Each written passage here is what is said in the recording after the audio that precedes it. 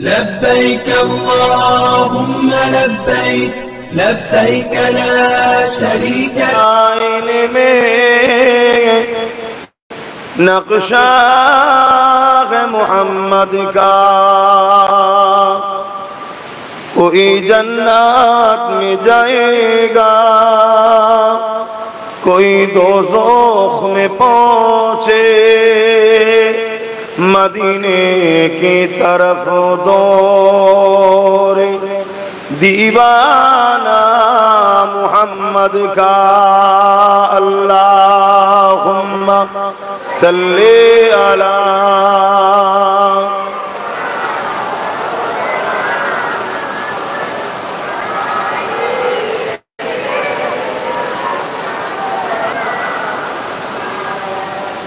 मददगार जिसी का रसूले खुदा हो उसे और हिम्मत का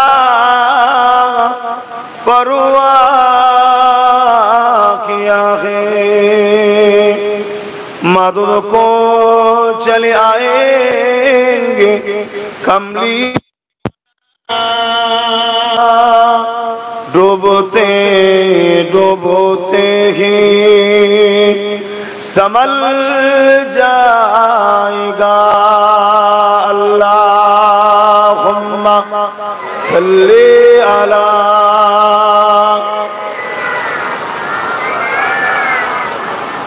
वला आली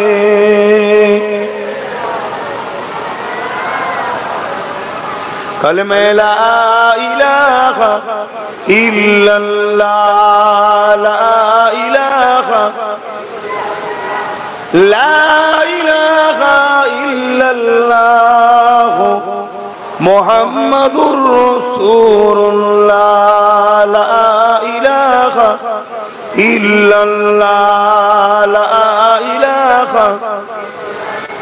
ला इलाहा इल्लल्लाह मुहम्मदुर रसूलुल्लाह हस्बी रब्बी जल्लल्लाह मा फी क़ल्बी खैरुल्लाह ला इलाहा इल्लल्लाह ला इलाहा इल्लल्लाह मुहम्मदुर रसूलुल्लाह अल्लाहुम्मा सल्ली अला मौलाना मुहम्मद वला आली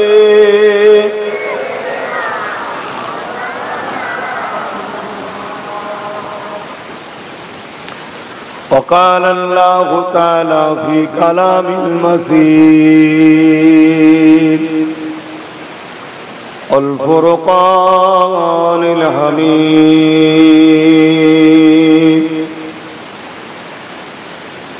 लक़द कान लकुम फी रसूलिल्लाहि उस्वतुन हसना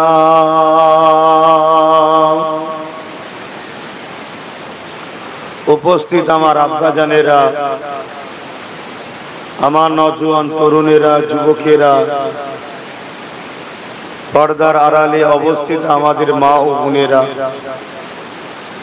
छोट छोट बाच्चारा विशेष करे उलामा हजरत नामाजी मुत्ताकी हाफिज आलिम गणेरा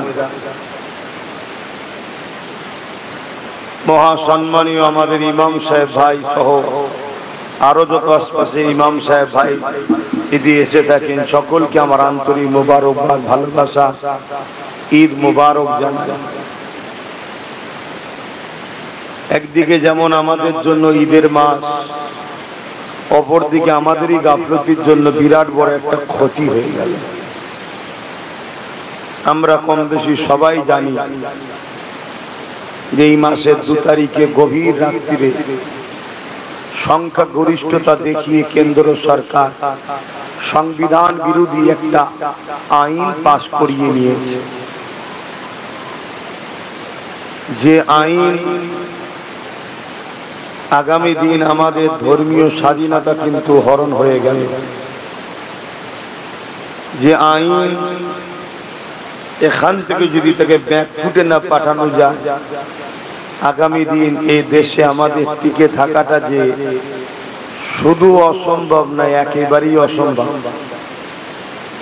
হয়তো আমার ভাষা আপনাদের অনেকের পছন্দ হচ্ছে না, কেন বিগত দিনেও হয়।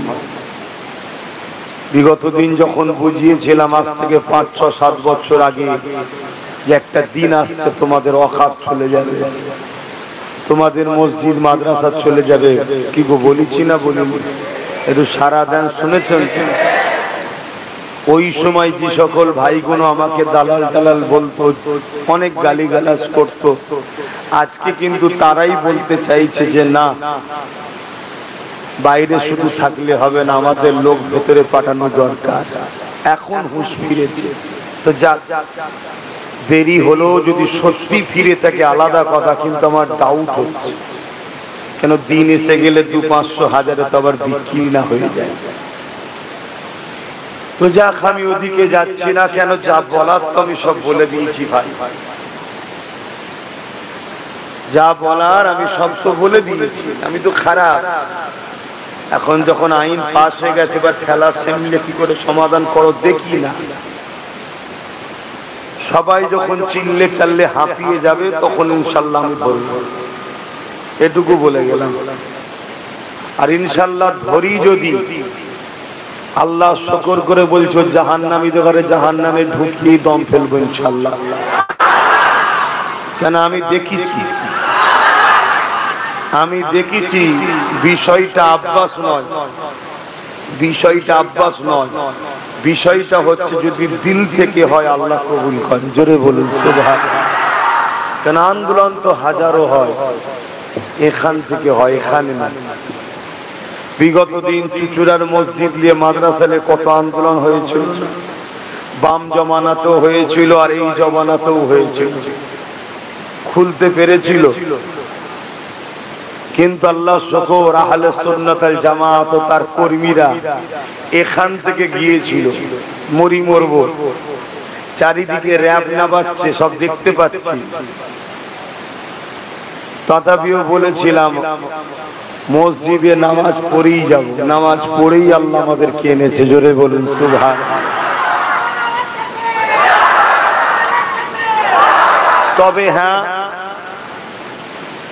যারা সত্যি মসজিদ মাদ্রাসা ওয়াকাফের পক্ষে এবং জালিম সরকারের বিরুদ্ধে আন্দোলন করবে, আমার ভালোবাসার মানুষদের বলবো তাদের ডাকে তোমরা সাড়া দিও, কেন এটা বিরাট বড় একটা ইস্যু। তবে সত্যি জান, সত্যি চিনবেন কি করে, এটা একটা বড় বিষয়। সত্যি কি করে বুঝবেন? কেন আন্দোলন তো অনেক ধরনের হয়, অনেকে আন্দোলন করে ফটো তুলে বড় দামে বিক্রি করে সমাজকে। আগেও করেছে না করেন? তাহলে আমি কি ভুল বুঝাচ্ছি? তাহলে সত্যটা চিনবেন কি করে? সত্য বুঝার নমুনা আপনাদের বলে যায়, যারা টোটাল ওয়াকাফকে বাঁচাবার জন্য লড়াই করবে তাদের ডাকে সাড়া দেবে।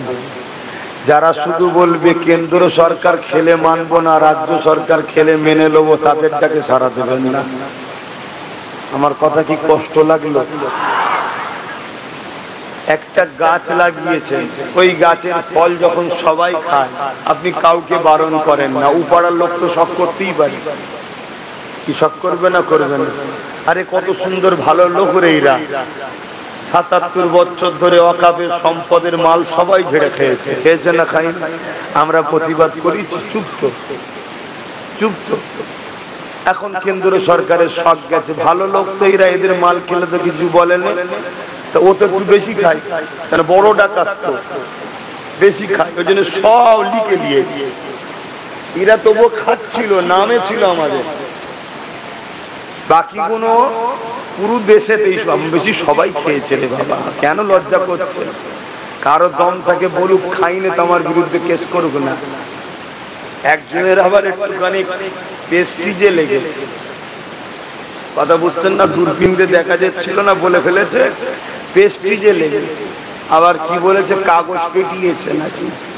ওরে পাগল, কোথায় চাঁদ আর কোথায় প্যাঁচ, কোথায় জুতোর কালি, কোথায় নিয়ামত আলী, ছিলিস তো রং মিস্ত্রি। বোকা মুসলমানের মাথায় বসে ক্যাঁটাল ভেঙিয়ে খাচ্ছিস। কথা মাথায় ঢুকছে না? বুঝতে পারছেন? হ্যাঁ, বেশি কিছু বললে যদি আবার লোক এসে তালাশ করে, ওই জন্য বলেনি, চুপ করে বসেছিল। ওই জন্য দেখা যায় না, কিন্তু জিজ্ঞাসা চিহ্ন বোঝেন? জিজ্ঞাসা চিহ্ন, হ্যাঁ, জিজ্ঞাসা চিহ্ন বোঝেন না? আরে অমুক জলসায় ছিল নাকি, অমুক জলসায় ছিল নাকি, তার মানে কি? প্রশ্ন, জিজ্ঞাসা চিহ্ন। কিন্তু মাথা মুতার মাথায় কাজ করছে না। হাতে পাওয়ার এসে বাঁদরের গলায় যদি মুক্তোর হার হয়, এরকমই দশা হয়। কথা বুঝছেন? হ্যাঁ, তো যাক, পরে আরো হবে। এখন অন্য জায়গায় এসেছে, একটু হালকা করে দিলাম। পরে যখন ময়দানে আসবো তখন দেখে নেব। বলুন ইনশাআল্লাহ। এখন বেশি কিছু বলছি না, তবে এতটুকু বলবো, যারা সত্যি ওয়াকাফের জন্য ডাকবে আপনারা সাথ দেবেন, কিন্তু একটু দেখে নেবেন। কেন বিগত দিন ওয়াকাফের জন্য ডেকেছিল কলকাতায়, বিশাল বিশাল মিটিং। ফটোতে দেখি ও বাবা স্টেজে বসে আছে সব ওয়াকাফ। হ্যাঁ বা, যারা আন্দোলন করছে তাদের মধ্যেই অনেকে এই বাংলাতে ওয়াকাফের মাল ঝেড়ে বসে আছে, ওয়াকাফের জায়গা ঝেড়ে বসে আছে। কি নাটক হচ্ছে না? তো যাক, আমি ফিরে যাই। কিন্তু দুঃখ ভাই, দুঃখ, এই সমাজের বড় একটা অংশ, আলেম ওলামা ইমাম, বড় একটা অংশ, সবাই নয়, তারা বেঈমানের পা চাটতে পছন্দ করলো, নিজের ঘরের সন্তানের পাশে দাঁড়াতে পছন্দ করলো না। আজকে যদি ইমানদার 20-30 থাকতো, ফাইটটা হতো না? হতো। আপনাদের কি মনে হয়? ওই যে আমার একটা ভাই কাগজ ছিঁড়ে পেরে মাথায় হাত দিয়ে মনে দুঃখ করে বসছিল না, ওই রকম যদি ইমানদার 30 থাকতো, ও 500-600 থাকলেও কোনো সমস্যা নেই। কি সমস্যা আছে মনে হয়?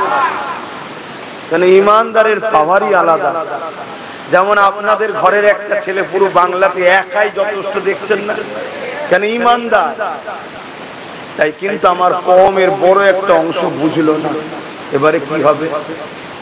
আইন বেরোলো 2 তারিখে, এখনো রাষ্ট্রপতি সই করেনি, তার আগেই উত্তরপ্রদেশে 300 বছরের পুরাতন কবরকে বোলডুজার দিয়ে ভেঙে 60 বিঘে জমি দখল করে নিল।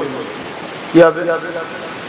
যাও, আমি তো হুজুর আর কিছু বলবো না, আমি তো ফু দেবো। বাবা হুজুর মানুষ, ফু দিলে সব হয়?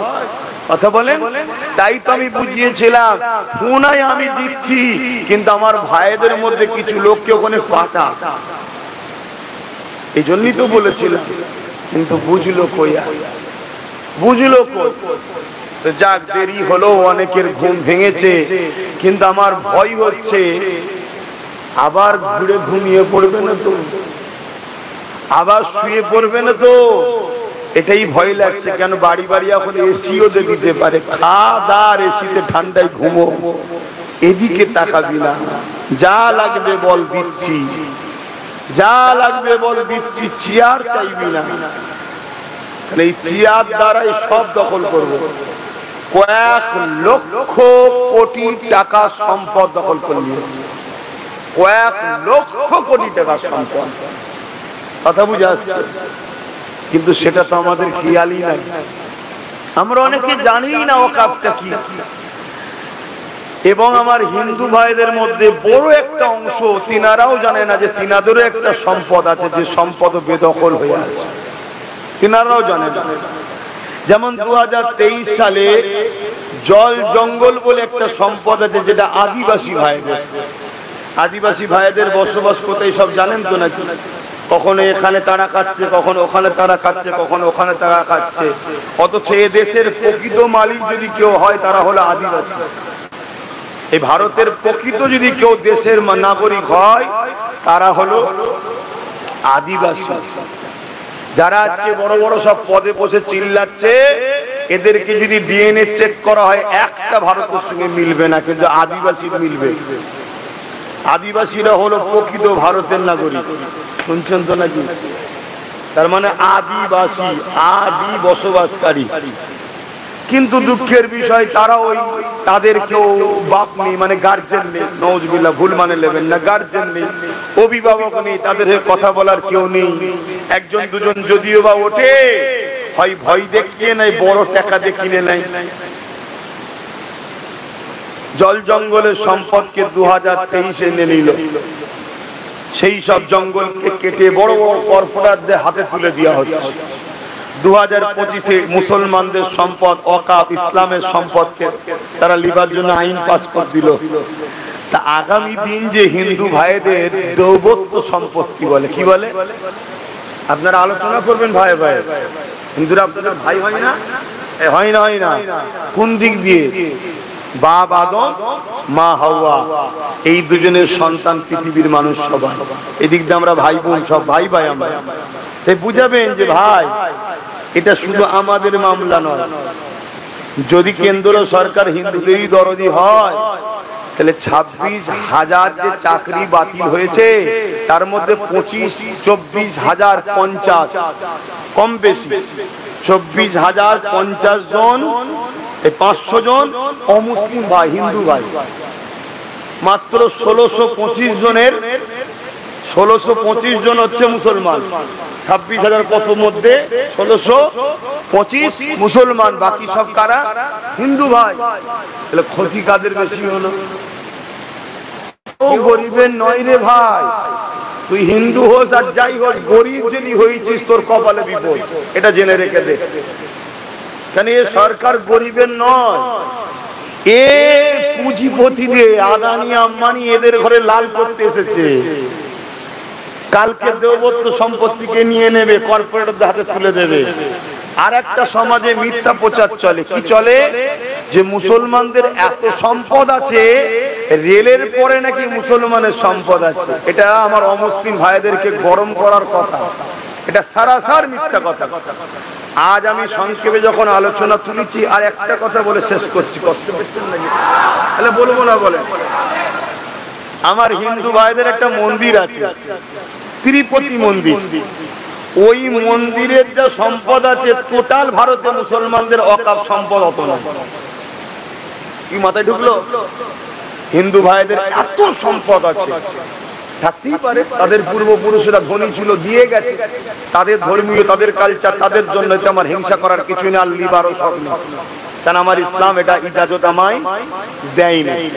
কিন্তু আমার বক্তব্য যেটা, তা আজ প্রথম আদিবাসী নিল, আমাদের নিল, কাল শিখেদের নেবে, পার্সিদের নেবে, কালকে আমার হিন্দু ভাই আপনাদেরটাও নেবে। এটা মাথায় রাখেন। আসুন, একবার এই দেশে আইন হয়েছিল, এখনো আইন লাগু আছে, কিন্তু বাস্তবে করতে পারেনি। কি? 15 বছরের ওপরের গাড়ি সব বাতিল। 15 বছরের ওপরের গাড়ি যখন বাতিল বললো, বাস মালিক, লরি মালিক, প্রাইভেট কারের মালিক, ছোট গাড়ি, বড় গাড়ি, সবাই আন্দোলন নেমে গেল। সংখ্যাটা বেশি না কম? তখন সরকার দেখলো, রে এই আন্দোলনকে রুকা যাবে না, এক কাজ কর, শুধু বল লরি যেগুলো হবে 15 বছরের উপরে সেগুলো বাতিল, বাকি গুলো নয়। আন্দোলনকে ভাঙছে কেমন করে দেখুন। তখন বেচারি লরি যারা মালিক, তারা একা রাস্তায়, বাকি সব পালিয়েছে, বলছে আমাদের তো নয়। বেচারি লরিওয়ালা একা পারলো না, লরির মালিক একা পারলো না, ব্যান্ড হয়ে গেল। কয়েক বছর যেতে না যেতেই বলছে বাসগুলো বড় ডিস্টার্ব করছে, বাসগুলো বাদ, ছোট গাড়ি থাকবে। তখন লরির মালিক বলছে আমার যখন ক্ষতি হয়েছিল তুই সাথ দিসনি, তোর বেলা আমি দেবো কেন? কি?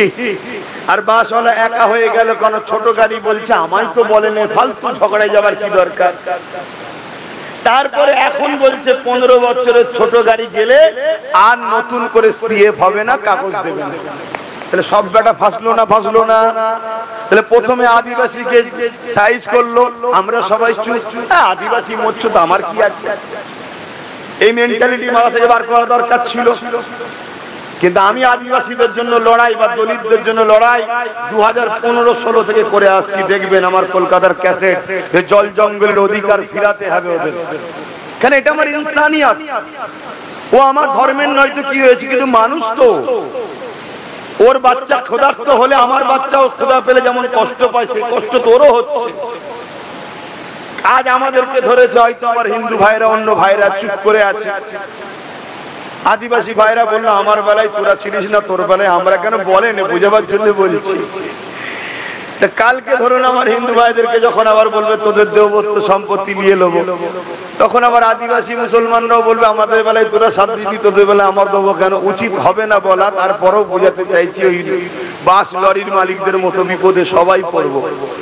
অতএব সময় থাকতে থাকতে আমাদেরকে মাথায় রাখা দরকার, দেশ কোন নেতার কথাই চলবে না, দেশ চলবে সংবিধান অনুযায়ী। যে আইনগুলো তৈরি করছে, এই আইনটা হলো সংবিধানের বিরুদ্ধে, কথা শেষ। সংবিধানের বিরুদ্ধে সে যত বড় ভিআইপি লাট সাহেব হোক, তার কথা মানাই হলো দেশদ্রোহীদের কাজ। কথা মাথায় আছে? অতএব একজন ইসলামের ঘরের ছেলে হিসাবে আমার নবী বলেছে দেশকে ভালোবাসতে। তাই কেন্দ্র সরকার যখন কৃষক বিরোধী আইন করেছিল সংবিধানের বিরুদ্ধে, ওটাও মানিনি। আজকে যখন আদিবাসীদের বিরুদ্ধে আইন করেছে, ওটাও মানিনি। আজকে যে ওয়াকাফে আইন করেছে, ও আইনকেও মানিনি। তাতে কি হবে না হবে, তুই কি করতে পারিস করে লিখে যা, মানি না ব্যাস। কেন, তোর থেকে আগে আমার কাছে দেশ, দেশের সংবিধানের ভেতরে থেকে যা করবি সবটা মানবো। হতে পারে তোকে আমি সাপোর্ট করি না, ভোট দিই না, কিন্তু সংবিধানের স্বার্থে মানবো। কিন্তু সংবিধানের বিরুদ্ধে কোনো কথা বললে মেনে লিয়াটা হলো সব থেকে বড় দেশদ্রোহী গাদ্দার। আজকে যারা এই আইনের পক্ষে কথা বলবে, এই আইনকে বাহবা দেবে, আমাদের জানতে বাকি নেই তারা হলো আগামী দিন আমার দেশকে বিক্রি করে দেবে। অলরেডি দেশ ধ্বংসের দিকে। কি আছে আমার দেশে, সব শেষের দিকে চলে গেছে, সব বিক্রি হয়ে গেছে। রেল বিক্রি, কারেন্ট বিক্রি, এলআইসি বিক্রি। ভাই রেলে হকারি করতো কারা গো? মুসলমানরা না অমুসলিম ভাইরা? হকারি করে কারা? খোঁজ নিয়ে দেখুন না বাপ, রেল লাইনে হকারি করে কারা, একটু খোঁজ নিন না। ওখানে মুসলমান চান্স পাবি কি করে? মারবে, বুটের লাথি বাইরে বার করে দেবে। 100-র মধ্যে 98টা অমুসলিম ভাই রেলের হকারি করতো। হকারি যখন বন্ধ হয়ে গেল, 98টা মুসলিম ভাই, অমুসলিম ভাইয়ের পেট বন্ধ হয়ে গেল। এটা কেন্দ্র সরকার অমুসলিমের উপর আঘাত করেছে। এলআইসি যখন বিক্রি হয়ে গেল, এলআইসি কি মুসলমানরা করে? কথা বলেন তো, এলআইসি করা হালাল না হারাম? তাহলে কারা করে? অমুসলিম ভাইরা। তাতে কাজ কাম করে কারা? অমুসলিম ভাইরা। এলআইসি যখন বন্ধ হয়ে গেল বা পাবলিকের হাতে তুলে দিল, 1,20,000 লোকের চাকরি চলে গেল, সবটাই অমুসলিম। তাহলে কেন্দ্র সরকার মুসলমানদের দুশ্মন আর অমুসলিমদের বন্ধু তো নাকি? হারে হারে বুঝতে পারছে। বলছে তারপরেও জিতছে কি করে? ভাই পয়সা থাকলে, আর মাফ করবেন খারাপ নেবেন না, বুড়োরও বিয়ে হয়ে যায় আমাদের সমাজে, হয় না? হয় না? তাহলে পয়সা এভিএম টেভিএম সিএম পিএম সব হয়ে যায়। পয়সা আছে, অগাধ টাকা, অগাধ। ওই যে সব পালিয়েছিল না মুদিগুলো, সব চুরি করে সব আবার ব্যাকে আসছে, সেই সব যে যা খুশি তাই করেছে। তো যাক, আমি একটু বললাম, বেজার হলেন, কিন্তু দুঃখ বড়। যদি আমার কথা মেনে নিত, আজ এই দিন হয়তো দেখতে হতো না, বাকিটা আল্লাহ জানে। তবে আজকে যদি এটাকে তোমরা ব্যাকে নিজেকে না পারো, 5-6 বছর আগে যা বলেছিলাম আজকে ঘটছে, আর আজকে যা বলছে আগামী 2-3 বছরে ঘটে যাবে। সেটা কি? যদি বিলকে বাতিল করতে না পারো, যেমন কৃষকরা আন্দোলন করে বাতিল করিয়েছে, চেষ্টা করলে হবে না কেন? 1 কোটি কৃষক যদি আন্দোলন করে বাতিল করতে পারে, তোরা 20 কোটি আছিস বলছে সরকার, আমি জানি না, সরকার বলছে। আমার অঙ্কে অন্য আছে, আমার অঙ্ক আলাদা, কেন আমরা অন্য চোখ দিয়ে দেখি তো। 20 কোটি ধরছি, এই 20 কোটি যদি আজ দুলালে নামে, 20 কোটি মানে ভোটার যাদের, তাদের নাম বলছে, তাহলে কি ফিরিয়ে দেওয়া যেতে পারে না? হ্যাঁ পারে। আর যদি ফিরাতে না পারো কি হবে? তোমার ধর্ম যখন গলা টিপে ধরেছে, তোমার নাগরিকত্ব কেড়ে নেওয়া হবে। যেমন মায়ানমারে হয়েছিল, তেমন সেম হবে, কিচ্ছু করার নেই। যদি বলে আব্বাস সিদ্দিকী তোমার কি হবে? আমি তো বাপ এমনি মার খাচ্ছি, তখন নাই খাবো তো কি হবে? কিন্তু যারা গায়ে হাওয়া লাগাচ্ছিল, মার খাবো না, বাঁচতে হবে, বাঁচতে হবে, চাকরির কাছে যেতে হবে, বুঝতে পারছি তো নাকি? তাদের কি হবে? যা অধিকার আলোচনা নয়, কারণ আমার ভাই বসে আছে কষ্ট করে, আমি ফিরে এসে অসুবিধা হলো নাকি? আসেন আমরা আমাদের আলোচনার দিকে যাই। পৃথিবীতে হাজারো ধর্ম আছে, যে যা ধর্মীয় কাজ করবে, এতে ইসলাম কোন রকম ভাবে কারো ধর্মের উপরে হস্তক্ষেপ করার ইজাজত আমাকে দেয়নি। তাই কার ধর্মে কি আছে ওটা আলোচনা সমালোচনা করার আমার কোনো ইন্টারেস্ট নাই। তবে হ্যাঁ, মনে রাখবেন, পৃথিবীর জমিনে আল্লাহ আমাদেরকে যে ধর্ম দিয়েছে এর জন্য শুকরিয়া আদায় করা দরকার। কারণ আল্লাহ কোরআনের মধ্যে জানিয়ে দিলেন, ইন্নাদ দীনা ইনদাল্লাহিল ইসলাম, এ দুনিয়ার মানুষেরা, আমি আল্লাহ আমার কাছে মনোনীত ধর্ম হলো ইসলাম।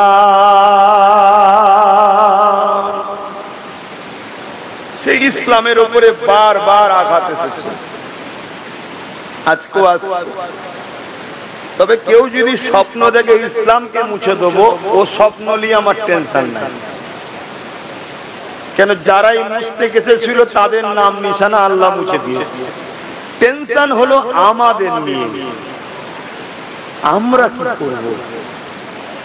হয় ইসলাম ছেড়ে দিতে হবে, আর না হয় প্যালেস্টাইনের মতো কাফন কিনে রেডি হোক। কথা বুঝছেন না? বুঝলেন? কেননা প্যালেস্টাইনবাসীদের উপরে অনেক জুলুম অত্যাচার হতে লেগেছে। তারা সমস্ত জুলুমের মোকাবিলায় দাঁড়িয়ে আছে, ইসলামকে কিন্তু ছাড়েনি। এই আল্লাহ পাকের পরীক্ষায় তারা শাহাদাত বরণ করে কাফন পরে নিচ্ছে। শাহিদান যারা হয়, শাহাদাত যারা বরণ করে, আল্লাহ পাক তাদেরকে বেহিসাব জান্নাতি দেয়।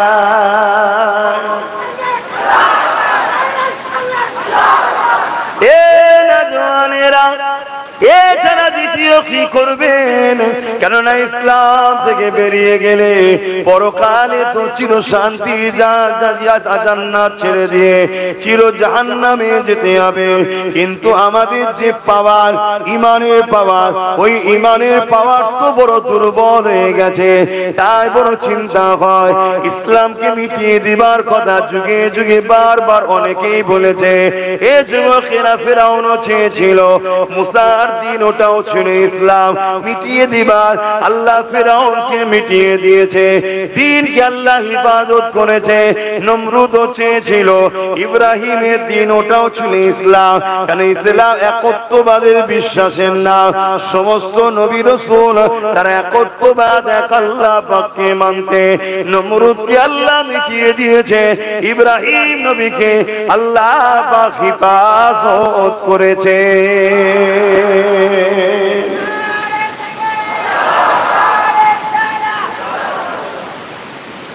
দিনকে যতবার মিটাতে চেয়েছে, এটা যুগে যুগে হয়েছে। আমি যদি ইতিহাস বলি আপনারা বুঝতে পারবেন, যুগে যুগে একদল জালিমরা চেয়েছিল ইসলামকে মুছে দেবে। কারণটা কি কখনো ভেবে দেখেছেন? ইসলাম তো আর আব্বাস সিদ্দিকীর নাম নয়, ইসলাম তো আর আমার বাপ দাদু চাচা নানা যা বলবে ওটা নয়, ইসলাম তো ইমাম সাহেব যেটা বলছে ওটাও নয়। ইমাম সাহেব ইসলামের কথা বলছে, তেনার কথা তো ইসলাম নয়। আমিও ইসলামের কথা বলছি, আমার কথা তো ইসলাম নয়। কথা বুঝছেন তো নাকি? ইসলামকে মিটাতে চাই কেন? তাহলে আমাদেরকে জানতে হবে ইসলামটা কি। ইসলামের শাব্দিক অর্থ হলো শান্তি, কিন্তু এর আবিধানিক অর্থ, বিস্তারিত অর্থ কি? ইসলামের প্রথম কথা হলো লা ইলাহা ইল্লাল্লাহ মুহাম্মাদুর রাসূলুল্লাহ, আল্লাহ के सिवा कोई माबूद नहीं, মুহাম্মদ সাল্লাল্লাহু আলাইহি ওয়াসাল্লাম আল্লাহর প্রেরিত রাসূল। দ্বিতীয় নম্বর কথা হলো ইসলামে খোদার্থকে খানা খাওয়াও, জুলুমকে বন্ধ করো, ইনসাফ ইনসানিয়াতকে প্রতিষ্ঠিত করো, সন্ত্রাস বন্ধ করো, অত্যাচার বন্ধ করো, খুন বন্ধ করো, ধর্ষণ বন্ধ করো, লুট বন্ধ করো, এক কথাই অন্যায় মিটিয়ে সমাজে শান্তি প্রতিষ্ঠিত করার নাম হলো ইসলাম। জোরে বলুন সুবহানাল্লাহ। যুগে যুগে যারাই সমাজে সন্ত্রাস ছিল, যুগে যুগে তারাই ইসলামের বিরুদ্ধে ছিল। যুগে যুগে যারাই রেপিস্ট ছিল, তারাই যুগে যুগে ইসলামের বিরুদ্ধে ছিল। যুগে যুগে যারাই মা বাপকে জুলুম করেছে, যুগে যুগে তারা ইসলামের বিরোধী করেছে। যুগে যুগে যারা ধর্ষণ করাকে পছন্দ করেছে, দাসত্ব প্রথাকে পছন্দ করেছে, খুন করাকে পছন্দ করেছে, জুলুমের সাম্রাজ্য করা পছন্দ করেছে, তারা ইসলামের বিরোধী করেছে। যুগে যুগে তার ইতিহাস আপনি মিলিয়ে দেখুন। নমরুদ কেন বিরোধী করেছিল? নমরুদ সন্ত্রাস ছিল, জঙ্গি ছিল, আতঙ্কবাদী ছিল, সে সমাজ বিরোধী ছিল, সে প্রজাদের উপরে জুলুম করত, সে নারীদের শোষণ করত, সে নেশাগ্রস্ত হতো।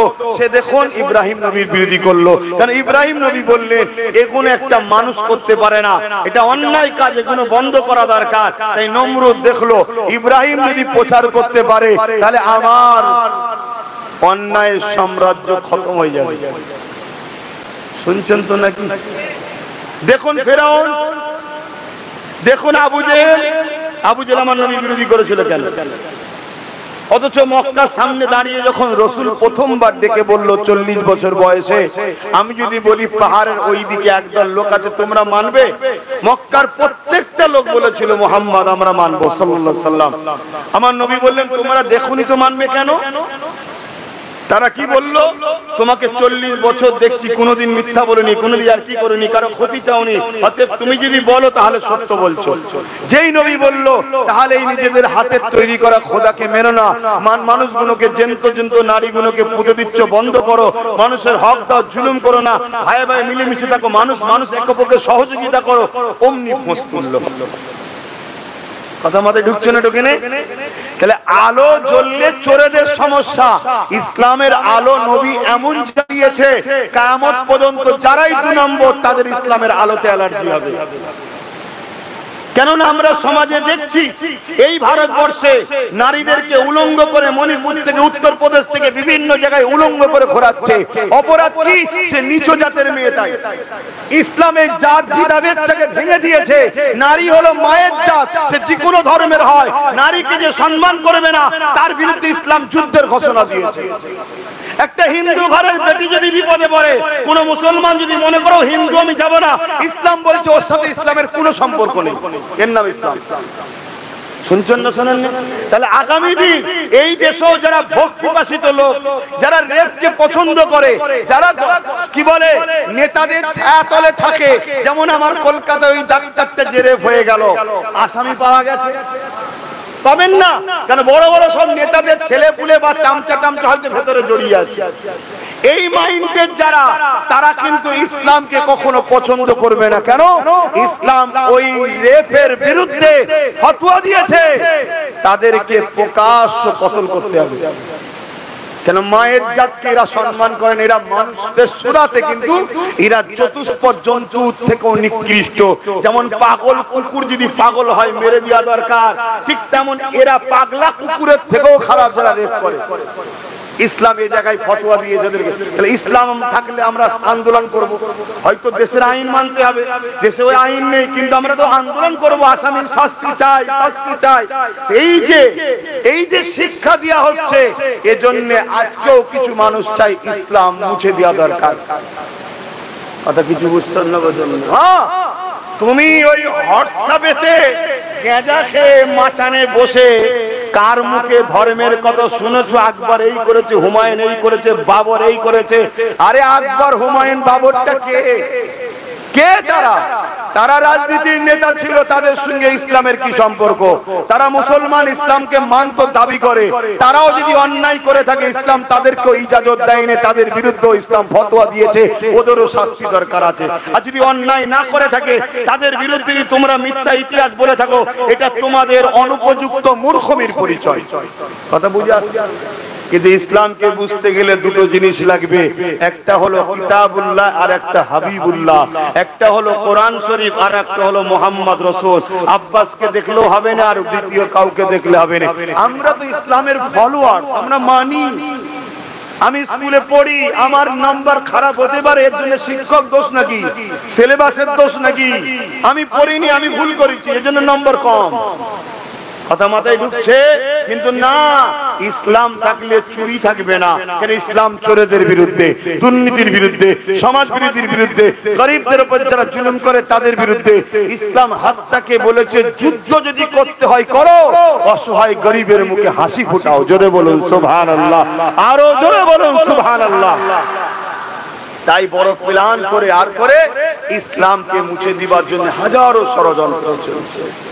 আপনারা জানেন কি জানি না, কোটি কোটি টাকা খরচ করে কয়েক কোটি সেনা পর্যন্ত তৈরি হয়ে গেছে আমার ভারতে। কয়েক কোটি, শুনে রেখা দাও আমার কথা, সেনা তৈরি হয়েছে। যে সেনায় ভারতীয় সেনা নয়, আলাদা সেনা। যে সেনাকে গোবর গু খেয়ে তৈরি করেছে, তাদের ব্রেনে ঢুকিয়ে দিয়েছে। যেমন সাপ দেখলেই মারতে হয়, তাদের ব্রেনে ঢুকানো হয়েছে মুসলমান দেখলেই মেরে দাও। তারা যেখানে সেখানে পাচ্ছে মারছে, দেখছেন না? হ্যাঁ, এর ট্রেনিং দেওয়া হচ্ছে। কবে থেকে? এরকম ছোট ছোট বাচ্চা বেলা থেকে ট্রেনিং দেওয়া হচ্ছে। ট্রেনিং দেওয়া হচ্ছে কেন? কারণ ইসলাম থাকলে দেশের সঙ্গে কেউ গাদ্দারি করলে তাকে আমরা ছেড়ে দেওয়া যাবে না। তো কেন ব্রিটিশরা যখন এই দেশে শাসন করছিল, কোন মায়ের লাল ছিল ব্রিটিশের বিরুদ্ধে মুখ খুলবে? বলো। প্রথমে মুখ খুলেছিল কে? হযরতে টিপু সুলতান রহমাতুল্লাহ আলাইহি। হ্যাঁ, মাদ্রাসার ঘরের ছেলে, শুনছেন তো নাকি? তারপরে আব্দুল আজিজ মুহাদ্দিস দেহলভী রহমাতুল্লাহ আলাইহি ফতোয়া দিলেন, যিনি ফুরফুরা দেওবন্দি তাবলীগ সবার উপরের ইমাম ছিলেন। আমাদের সবার ওনার সঙ্গে যে মেলে, তিনি ফতোয়া দিয়েছিলেন মাতৃভূমিকে বাঁচাতে হবে ব্রিটিশের হাত থেকে, তাই ব্রিটিশের বিরুদ্ধে লড়াই করা ফরজ। এই হাত পেয়ে শুধু দিল্লিতে 50,000-এর উপরে আলেম উলামা ব্রিটিশদের হাতে হত্যা হয়েছে, হাঁপিয়ে পড়েছে দেশকে বাঁচাবার জন্য। আগামী দিন যারা দেশকে লুটছে তারা খুব ভাবে জানে, মাদ্রাসা যদি বন্ধ না করা যায়, এ দেশকে ব্রিটিশরা লুটেও রাখতে পারেনি। মোল্লারা লাফিয়ে পড়েছিল, বুকের খাঁচায় লাথি মেরে ব্রিটিশকে তাড়িয়ে। শুনছেন না শোনেন? তাই গোড়া মেরে দে, মাদ্রাসায় রাখবো না, আইএলএম শিখতেই দেবো না। যেমন চীনে কোরআনকে জোর করে কেড়ে লিখছে। এই কোন জায়গায় শুনেছেন কোন মুসলিম দেশে অন্য কোন ধর্মের লোকের কিছু কেড়ে নিয়েছে? সবাই মিলে ইসলামের পিছনে লেগেছে। তবে আলহামদুলিল্লাহ, এ থেকে বোঝা যায় সবাই পিছনে, ইসলাম আগে। জোরে বলুন সুবহানাল্লাহ, আরো জোরে বলুন সুবহানাল্লাহ। কিন্তু দুঃখের বিষয় ও জায়গায় নয়। দুঃখের বিষয় হচ্ছে আমাদের ক্ষতির কারণ হচ্ছে আমার কওমের মধ্যে মুনাফিক গাদ্দার গুলো। এরা সামনে আমাদের সাথে মেশে, আমাদের সঙ্গে ঈদ করে, আমাদের সঙ্গে নামাজ পড়ে, আমাদের সঙ্গে কুরবানিও করে, কুরবানির গোশত খায়, আমাদের সঙ্গে সব থাকে। আর রাতের অন্ধকারে গিয়ে টাকা নিয়ে সব সুর করে সেটিং হয়। এর জন্য আজকে আমার এই কওমের এই দুর্দশা। যদি আমরা ওই মুনাফিক গুলোকে চিনতে পেরে যাই, তাহলে কিন্তু আমাদের রাস্তা ক্লিয়ার হয়ে যাবে। তবে আমি এতটুকু বলবো, নবী পাকের প্রেমিকরা কখনো মুনাফিক হয় না। তাই তোমাকে দেখতে হবে, পীর দাবি করলে হবে না, আলেম দাবি করলে হবে না, মুফতি দাবি করলে হবে না, মাওলানা দাবি করলে হবে না, নামাজি রোজাদার দাড়ি টুপি দেখলে হবে না। হ্যাঁ, এগুলো শরীয়তে ভালো কাজ আছে, আলহামদুলিল্লাহ ভালো জিনিস। তবে এখনো কিন্তু মূল নয়। যেমন দুটো হাত আছে ভালো, দুটো পা আছে ভালো, দুটো কান আছে ভালো, দুটো চোখ আছে ভালো, সবটাই প্রয়োজন রয়েছে। কিন্তু মূলটা হলো জান। জান যদি না থাকে, হাত থেকেও লাভ নাই, পা থেকেও লাভ নাই, কান থেকেও লাভ নাই, চোখ থেকেও লাভ নাই। এই নামাজ, রোজা, দাড়ি, টুপি এগুলো সবই ভালো জিনিস দরকার, কিন্তু এর ইমানের জান হলো, ইসলামের জান হলো মুহাম্মদ রাসূলুল্লাহ। যার দিলে নবীর প্রেম নেই, নবীর আদব নেই, মনে রাখবেন তার সব থাকার পরও কোনো দাম নেই। এই বলে দিয়ে যা, যদি কোনো লিডার ধরতে হয়, যদি কাউকে ফলো করতে হয়, আগে তাকে বাজার আমার নবীকে দিয়ে, নামাজ দিয়ে বাঁচবেন না, রোজা দিয়ে বাঁচবেন না, দাড়ি দেখে তাকে নির্বাচন করবেন না, টুপি দেখে ছুটবেন না। কেননা এখন সমাজে মাফ করবেন, অনেক হাজি আছে রাত্রিরে বাড়ি বাড়ি মদ পর্যন্ত পৌঁছে দেয়। খারাপ লাগলো কথাটা? তাহলে হজ দেখে যদি ধরতে যান ঠকবেন না ঠকবেন না? হজ ভালো জিনিস, আমি অস্বীকার করছি না, নামাজ তো পড়তেই হবে, কোনোভাবে ছাড় নাই, আমি অস্বীকার করছি না। কিন্তু এগুলো দেখে যদি আমি সিলেক্টেড করতে, আহারে মৌলী সাহেবটা তো নামাজ পড়ে, আহারে ও বড় মুফতি, আহারে ও বড় হুজুর, কত বড় পাগড়ি দেখে রে, আহা কত বড় গদি দেখে রে, এসব দেখে ধরতে গেলে ঠকতে হতে পারে, আবার নাও হতে পারে, কিন্তু ঠকার চান্সটা বেশি। কিন্তু আমি 100% একটা অপশন দিচ্ছি, যেটা দেখে যদি আপনি ধরেন 100% নির্ভেজালকেই ধরবেন। যেমন সোনাকে আপনি অনেক উপযুক্ত দোকানদারের কাছে নিয়ে যান, স্বর্ণকার, তাদের সোনা ঘেটে ঘেটে এমন অভিজ্ঞতা হয়ে গেছে, হাতে ফেললেই বলে দেবে এটা সোনা, না সোনা নয়। কিন্তু এর পরও ঠকতে পারে না, পারে না? কথা বলুন, পারে না পারে না? একটা 1 কেজি বা একটা বড় গোটা ইটকে ধরি করেছে সোনা, ইটের সাইজে, হয়তো দুদিকে 1 ইঞ্চি করে সোনা দিয়েছে, বাকি ভেতরটা পান ঢুকিয়ে দিয়েছে, ঠকবে না ঠকবে না? কিন্তু আপনি যদি কোষ্ঠী পাথরে ফেলেন, ধরা পড়বে না পড়বে না? হ্যাঁ, সেটাকে যদি গলিয়ে ফেলেন, গলিয়ে কোষ্ঠী পাথরে যাচাই বাছাই করেন, এখান থেকে ফাঁক যাওয়ার রাস্তা আছে, তাহলে সোনা অরিজিনাল না ডুপ্লিকেট দেখতে গেলে কোষ্ঠী পাথর লাগবে, ঠিক না বেটি? তো মুসলমানটা অরিজিনাল মুসলমান না মুনাফে মুসলমান, এটা দেখতে গেলে নামাজদারি টুপি এগুলো দেখে ধরতে গেলে হবে না। হ্যাঁ, এগুলো থাকা ভালো লক্ষণ, খারাপ বলছি না, কিন্তু অরিজিনাল না ডুপ্লিকেট এই টেস্ট আপনি যদি নিতে চান, মুহাম্মদ রাসূলুল্লাহ আপনি ছাঁচে তাকে ফেলতে হবে।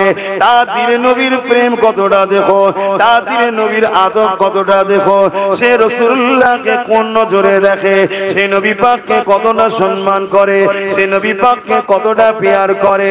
আর যার দিলে নবীর প্রেম আদব রয়েছে, তার মানে তার ঈমান রয়েছে। আর তার যার দিলে নবীর আদব প্রেম নেই, তার মানে তার ঈমান নেই। এই হাত থাকো, চোখ থাকো, পা থাকো, জান না থাকলে যেমন বেকার, নামাজ রোজা হজ যাকাত সব থাকার পরও রাসূলুল্লাহ না থাকলে সবটাই বেকার হয়ে যাবে। নাই বদরে 313 জন হয়ে কামিয়াবি হয়ে গেল। আজকে এত কোটি কোটি হওয়ার পরও আমাদের চোখের সামনে আমাদের বেটিদের গায়ে হাত দিচ্ছে, আমাদের ঘর বাড়ি গুলোকে ভেঙে দিচ্ছে, আমাদের মসজিদ গুলো ভেঙে দিচ্ছে, আমাদের কবরস্থান গুলো লুটে নিচ্ছে, এরপরও আমাদের ঘুম এখনো ভাঙছে না। কারণ আমাদের ভেতরে ওই জানটা না, রাসূলুল্লাহর প্রেম আদবটা কমে গেছে। এটা এমনি এমনি কমাইনে, এটাকে কমানোর জন্য কোটি কোটি ডলার টাকা খরচ করে নকল মাদ্রাসা তৈরি করা হয়েছে, কোটি কোটি টাকা খরচ করে নকল আলেম উলামাকে সমাজে ছাড়া হয়েছে, যারা সর্বসময় তোমাদের সামনে দাঁড়িয়ে নেতৃত্ব দেবে, ঠিকই কথা, আবার কিন্তু দুনিয়ায় যারা ইসলামকে মিটাতে চায় সেই সকল রাজনীতি নেতাদের সঙ্গে এরাই আবার গলায় গলা মিলে একসাথে বসে খাবে। শুনছেন তো নাকি? অদলিতে পাচ্ছেন তো না? অদলিতে তাহলে দখ দিতে হবে, কেন ওয়াজ হক কথা বলতে হবে, আর না হয় আল্লাহ আমায় বলে কিয়ামতের দিন জিভকে টেনে কপালের সাথে পেরেক দিয়ে সেটা দেবে, যে জবান আমি দিয়েছিলাম, তুই আমার জন্য কথা বললি না কেন? আমার কথা যদি কষ্ট পান, আমার কিছু করার নেই, কিন্তু আমি মিথ্যা বললে বলবেন, অবশ্যই বলবেন, কেন মিথ্যা ইসলামে হালাল না হারাম? পীরের ছেলে বললে যায় না? পীরের ছেলে মিথ্যা বললে যায় না? শরিয়াত পীর হোক আর ফকির হোক, শরিয়াত শরিয়াত, কেন শরিয়াত পীরের বাপের নয়, শরিয়াত হলো আমিনার লালের। জোরে বলুন সুবহানাল্লাহ। এটাকে মাথায় রেখে দেবেন। হ্যাঁ, উস্তাদদের সম্মান করতে হয়, ইমাম আলেম উলামাদের সম্মান করতে হয়, কারণ তারা আমাদেরকে দ্বীনের জ্ঞান শিখায়, কিন্তু মিথ্যা বললে মানে যাবে।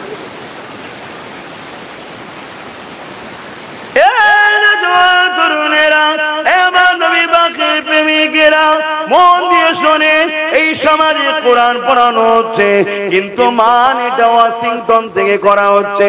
গল্প বলছি না গো, আসেন আমার বাড়ি বেশি দূর নয়, আপনি রবিবার চলে যাচ্ছে, কালকে রবিবার, যদি যেতে পারেন বলবেন জিরক্স দেবো পড়বেন, যদি না পারেন শুক্রবারে যাবেন দেব।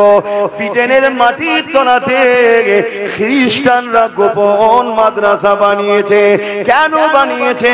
ওই জায়গাতে কোরআনকে রিসার্চ করছে, হাদিসকে রিসার্চ করছে। দেখো তো কোন রাস্তায় হেঁটে মুসলমানকে শেষ করা যায়। তারা রাস্তা দেখতে দেখতে দেখতে লেগেছে মুসলমানের সিনায় যতদিন মুহাম্মদ রাসূলের প্রেম আর আদব থাকবে, তোর পরমাণু শক্তি থাকো, যাই থাকো না কেন, এই জাতকে কখনো তোরা মিটাতে পারবি না। আরো জোরে বলুন সুবহান।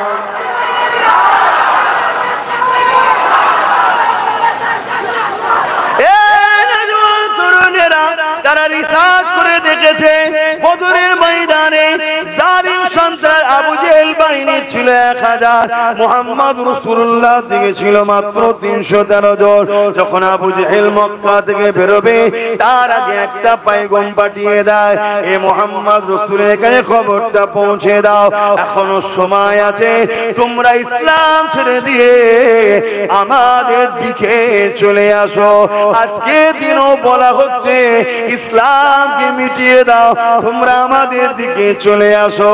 মিলিয়ে দেখুন সেদিনের আবু জেহেল আর তাদের উত্তরসূরি আজকের আবু জেহেল, ভাষাটা শুধু একটু আলাদা হতে পারে, প্ল্যান পরিকল্পনা কিন্তু একই।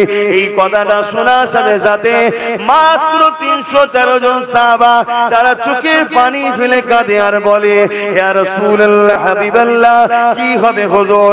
মক্কা জমিনে কত মার খেলা, মক্কা জমিনে গরম বালিতে শুইয়ে রাখতো, বুকের উপরে ভারী পাথর চেপিয়ে রাখতো, মক্কা জমিনে উটের পায়ে দড়ি বেঁধে আমাদের সঙ্গে দড়ি বেঁধে দিয়ে ঘোড়ার পায়ে দড়ি বেঁধে ঘোড়াকে ছুট করাতো, পিঠের চামড়া গুলো পর্যন্ত উঠে যেত। এ যুবক সাহাবা হুজুর দিয়াকে এত কষ্ট দিয়েছে, আর তুমি আমি কি করছি শোনো। ইয়া রাসূলুল্লাহ হাবিবাল্লাহ, ঘর পরিবার সবকিছু ছেড়ে দিয়ে মদিনার জমিনে চলে এলাম, একটু নিশ্চিন্তা হয়েছিলাম। তারা আমাদেরকে ধরে ধরে কতল করতেছিল, যেমন আজকে আমার দেশে ধরে ধরে টেনে বাসে বিভিন্ন জায়গায় মারতেছে। সেদিন দেখলাম 70-80 বছরের বাপকে হালকা বয়সের একটা বোন গালে চড় মারছে। হয়তো আপনি বলতে পারেন বোন বললেন কেন? এজন্য বোন বললাম, নারীর জাতকে ইসলাম সম্মান দিতে বলেছে। কিন্তু আমার ওই বোনের ব্রেনে ছোটবেলা থেকে বীজ ঢুকানো হয়েছে, মোল্লা মানে ওরা একটু যেন নারীদের ঘরে ছিঁড়ে টিড়ে খায় নাকি। তাই যখন দেখেছে মোবাইলটা চালু আছে মানে হয়তো আমার নোংরা কিছু করছিল, শুনছেন তো নাকি, তার মেন্টালিটির কথা পৌঁছে গেছে। রে ঠিকই বলেছো তো, সেই যে ট্রেনিং দেওয়া হচ্ছে না, আমাদের চোখের আড়ালে ট্রেনিং হচ্ছে, ওই ট্রেনিংটা আমার বোনের কাজ করেছে। বোন চট চট চট করে দিয়েছে। এটা বুঝতেন না, বোঝেন না, কিন্তু কোনো বিচার হয়েছে? কমসে কম যদি পড়ো তথ্যটাকে পুরো মোবাইলে সব পাওয়া যায় না, যায় না, আমি বার করে দেবো। 50 বছর আগে কারো যদি কোনো ভিডিও আপনি করেন এক্ষুনি বার করে দেবো। 50 বছর আগে কারো একটা অ্যাপস আছে, ওই অ্যাপ ডাউনলোড করলে 50 বছর আগে কারো, এমনকি আপনি যা খুশি ডিলিট করে দেন, যা খুশি ডিলিট করে দেন। এই ফোনে আপনি কোথায় কার সঙ্গে কখন কি কথা বলেছে একটা অ্যাপ থেকে সব বার করে, যেগুলো সিবিআই আইবি এদের কাছে সব রয়েছে। মোবাইলে কথা বলতে হবে না, আপনার মোবাইলে পকেট আছে, যা কথা বলতে সব শোনা যাচ্ছে, সব রেকর্ড হচ্ছে। এ এত খাতারনাক জিনিসে কথা বুঝে আসছে। তাহলে এত বড় যখন একটা অ্যাক্সিডেন্ট ঘটলো আমার বাংলাতে, আবার তাই তো নাকি, না উত্তরপ্রদেশে, হ্যাঁ উত্তরপ্রদেশে যদি হতো তাহলে আমাদের মোল্লাগুলোকে দেখা যেত রাস্তায়। উত্তরপ্রদেশ হয় না, ওই জন্য দেখা যায় না, তাই না? হ্যাঁ, মানে এ ভাড়া দেয় বলে এর অন্যায় করলে বিরুদ্ধে বলে না, ভাড়া দেয় না টাকলা, বুঝতে পারছেন তো নাকি? ওই জন্য ওর বিরুদ্ধে লেগে দিন রাত সব লেগে। আমি লাগাটাকে খারাপ বলছি না, কেন ও অন্যায় করছে, কিন্তু এই জন্য এক চোখও হচ্ছে না। অন্যায় তো অন্যায় নাকি, হ্যাঁ?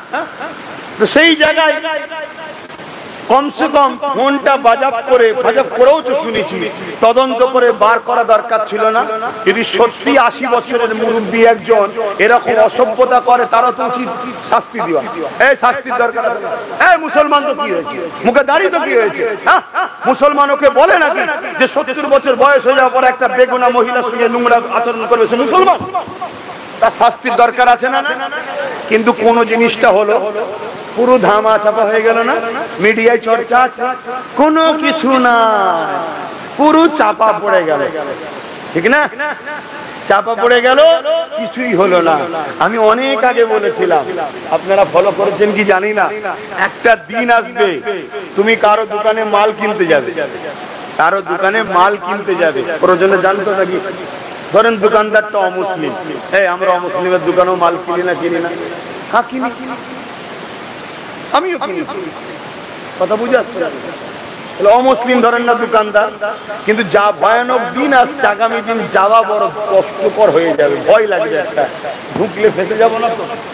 ঢুকলে ফেসে যাবো, রাস্তা দেখাবে জামা নুবি সবই খুলে নিয়েছে।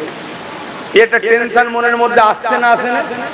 এতে কিন্তু মূলত আমার দেশবাসীর ব্যবসার ক্ষতি হবে, আর দেশবাসীর যখন ব্যবসার ক্ষতি হবে, মূলত দেশের ক্ষতি হবে। কথা বুঝে আসছে? আমি হিন্দুর কাছে কিনছি কি মুসলমানের কাছে কিনছি ওটা পরের বিষয়, যত কিনা বেচা হবে দেশ তত তারা কি করবে। এই বুঝছেন তো নাকি? আমার নবী পাক সাল্লাল্লাহু আলাইহি ওয়াসাল্লাম তাই বলেছিলেন, তোমরা আমার মদিনায় এসে মার্কেটিং করবে, যারা আমার মদিনাতে কেনাকাটি করবে আমি রাসূল বড় খুশি হব। জোরে বলুন সুবহানাল্লাহ। কেন বলেছিলেন?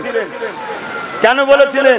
নবী কত বড় অর্থ নিয়ে, কতটা বড় ভবিষ্যতের কথা সমাজকে শিখিয়ে গেছে। দেখেন, সেই নবী হলেন সর্বদিক দিয়ে সর্বকালের সর্বসেরা সাকসেসফুল লিডার ও নেতা, নবী রাসূল। জোরে বলুন সুবহানাল্লাহ।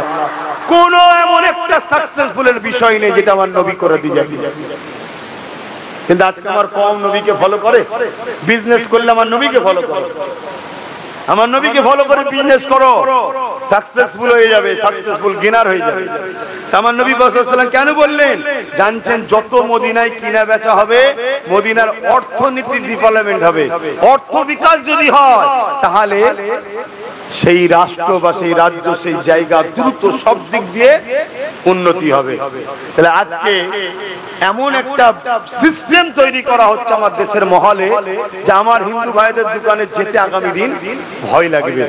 কেন? আমি বলেছিলাম এমন একটা দিন আসছে, তুই দোকানে যাবি, মাল কিনতে যাবি, ভাই একটা কিছু দাও, একটা কিছু দাও, হয়তো একটা গিফটের বা কিছু জিনিস হয়তো কিনছেন, বা একটা ঘড়ি কিনছেন বা মোবাইল কিনছেন, হঠাৎ করে মোবাইলটা আপনার হাতে দিয়েই দোকানদার বলবে চোর। দোকানদার কি বলবে? চোর বলেই মারবে। আমি অনেক আগে বলেছিলাম, আরে তার একটা ছোট্ট নমুনা, এটা দোকানে না হয়ে ট্রেনে হয়েছে। কি হয়েছে? আমার সাথে নোংরা নজরে দেখেছে, এই তো কথা। মেরেছে না মারেনি? হ্যাঁ। তাহলে ভাবুন, একটা 15 সেকেন্ডের ভিডিও, তার আগে কি হয়েছে, পরে কি হয়েছে, সব মোবাইলে আছে না নাই?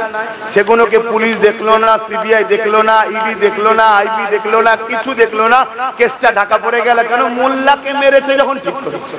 এটা মেন্টালিটি তৈরি করা হচ্ছে, শুনে রেখে দাও। কাল তোমার আব্বা, আমার আব্বা, তোমার দাদু, আমার দাদু, সবার দাদুর পালা আসছে, তৈরি থাকো, গাল পেতে দেবে। বেশি কথা বললে অন্য গালও লাল হয়ে যাবে। কিছু করার নেই, কারণ আমরা ভালো না। অপরকে দোষ দিয়ে কিছু লাভ নেই, আমরা ভালো নেই, কারণ আমাদের গার্জেন নেই, না জজ আছে, না উকিল আছে, না ডিএম আছে, না মন্ত্রী আছে, না এমএলএ আছে, না এমপি আছে, কিছুই নেই, সব তো অন্যদের। আমাদের কই? আমরা তো সারা জীবন পরের আব্বাকে আব্বা, ও আব্বা, ও আব্বা করে পরের বাপকে ডেকে ডেকে একদিন ধরে আসছি 75 বছর ধরে।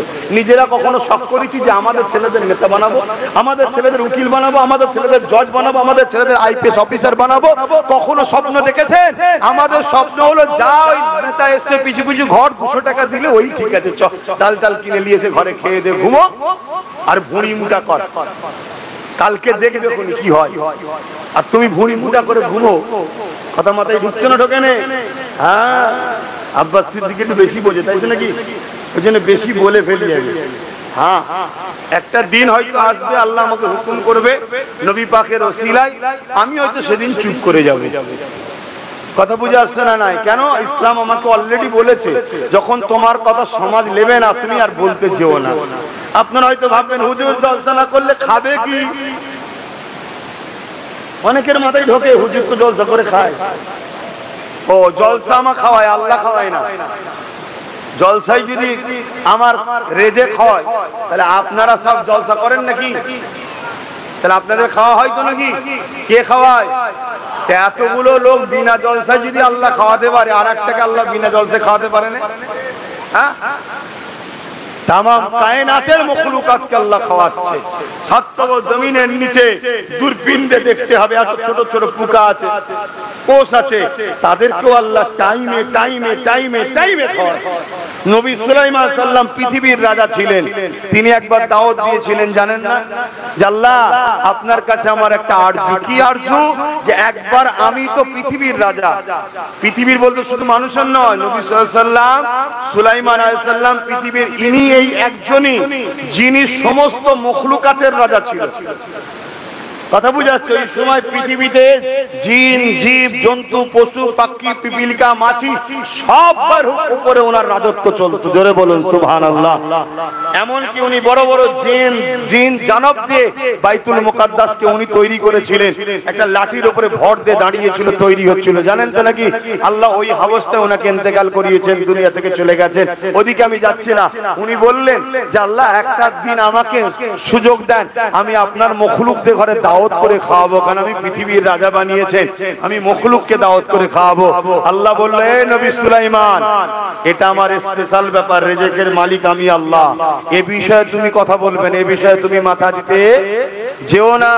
কিন্তু নবী সাল্লাল্লাহু আলাইহি ওয়াসাল্লাম বড় আবদার করলেন, আল্লাহ একটা বার সুযোগ দেন না, আল্লাহ একদিনের জন্য, এক বেলা। শুনছেন তো নাকি? আল্লাহ বললেন, যখন এত আবদার করছো, ঠিক আছে যাও। কবে? যাও তুমি খাবার জোগাড় করো। আল্লাহ পাক বললেন, শোনো, আমার এই বিশাল মখলুককে খাওয়াতে গেলে তো অনেক খাবার লাগবে। আমি আল্লাহ, তুমি খাবার জোগাড় করো, কিন্তু এই খাবার গুলোকে আমি আল্লাহ পচতে দেব না। জোরে বলুন সুবহানাল্লাহ। খাবার পচা কিছুদিন রাখলে পচে যাবে না? যাবে না। কিন্তু আল্লাহ পাক বললেন, ওই খাদ্যগুলোকে আমি পচতে, নষ্ট হতে দেব না। কয়েক বছর ধরে খাদ্য তৈরি করলেন, তৈরি বিশাল ময়দানে জড়ো করছে, করে আসমানের দিকে মুখ তুলে বলছেন, আল্লাহ আমি রেডি মেহমানদারি করার জন্য, আপনার মখলুককে পাঠান। আল্লাহ পাক সাগর থেকে একটা মাছকে পাঠিয়েছিলেন। কথা বুঝে একটা এসে হাজির নবী সুলাইমান আলাইহিস সালামের সঙ্গে কথা বলছে। আপনাদের মাথায় ঢুকতে পারে মাছ আবার মানুষের সঙ্গে কথা বলছে কিনা। আরে এখন টিয়া পাখি ঘরে আপনারা পুষলে কথা বলে না? বলে না?